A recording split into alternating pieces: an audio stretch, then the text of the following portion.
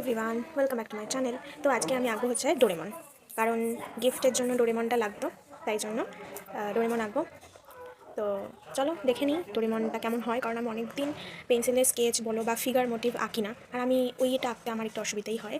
তো জানি না কীরকম হবে, তবে ভালো করারই চেষ্টা করব।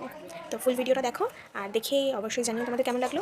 আর যারা বাচ্চারা শিখছো তারাও হচ্ছে ওটা দেখে দেখে আঁকতে পারো। তো চলো টাটা। তো এই দেখো আমি একটা সাদা পেপার নিয়ে নিয়েছি, তার ওপরে আমি একটা পেন্সিল দিয়ে ডোরেমন এঁকে নিয়েছি।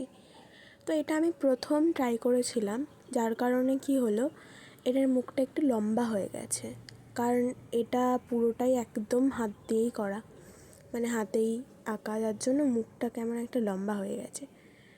কিন্তু এই যে কাজ চালানো যাবে, এর জন্য এটাকে আমি রেখেই দিয়েছি। তো এটাই আমি পুরোটা কমপ্লিট করব আর তোমাদের সঙ্গে দেখাবো। তো ডোরেমন মোটামুটি সমস্ত বাচ্চারই খুব পছন্দের একটা কার্টুন, আমারও খুব পছন্দের।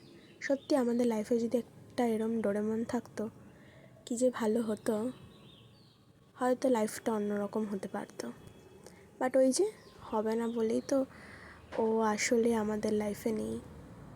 যাই হোক, এগুলো ইমোশনাল কথাবার্তা বলে লাভ নেই, আঁকাতে কনসেন্ট্রেশন করাটা দরকার।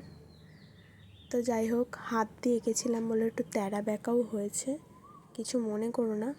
তারপরে আমি আরও দুটো এঁকেছি।